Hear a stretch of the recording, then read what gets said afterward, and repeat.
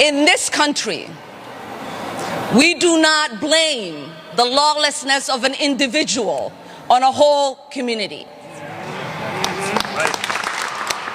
Because if you believe in law and order, you understand that if a person commits a crime, they face justice.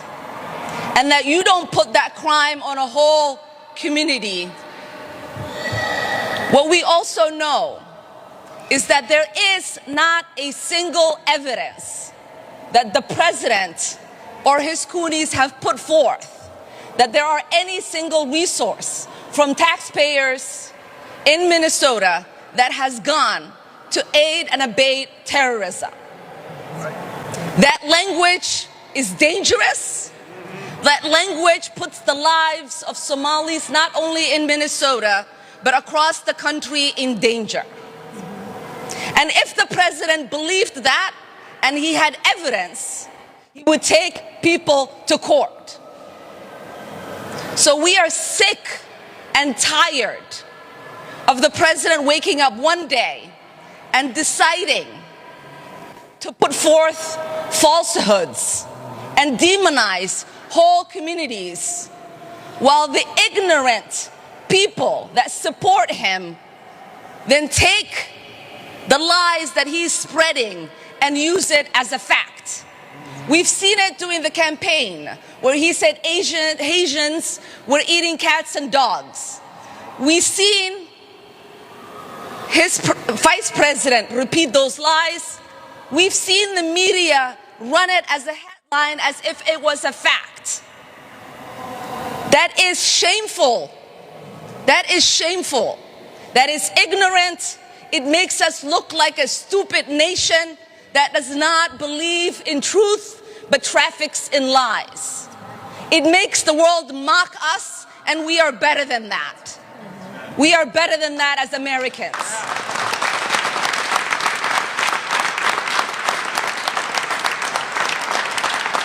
Somalis are not terrorizing this nation. We are helping it thrive.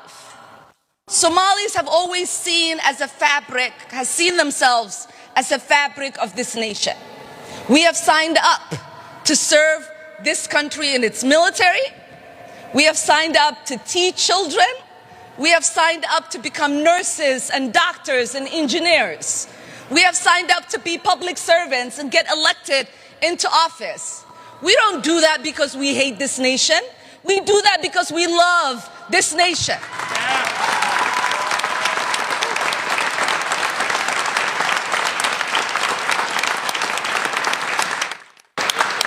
We do that because we have deep gratitude to the Americans who have given us the opportunity to find a new home, to settle in that new home, to find new joys in that new home, to start families in that new home, and to call that new home our own.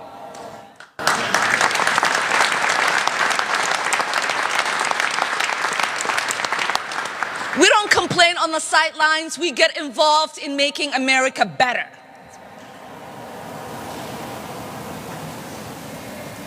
And finally, before I get off this stage, I just want to take a moment, because I always jokingly say that Minnesota doesn't just welcome refugees, but it sent one to Congress.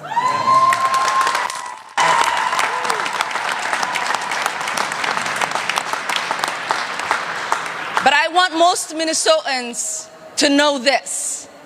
Majority of us Somalis who are here, as my friend Ali said yesterday, most of us, this was not the first place we came when we came to the United States.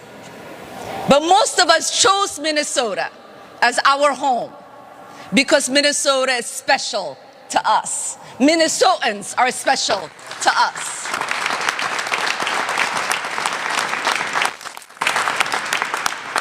When we moved from Arlington, Virginia and came here nearly 30 years ago, none of us decided to move to another state. My siblings and I and my dad, until he died, called Minnesota home. Because, like I said, Minnesota is special. And I know almost every single elected Somali Minnesotan did not start out in Minnesota, but chose to come here, stay here, start families here, and ultimately serve the people who welcomed them into this beautiful state.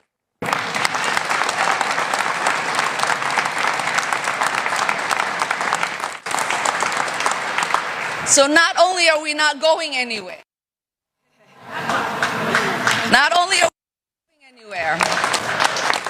we are not going to allow anybody to make us feel less Minnesotan or less American.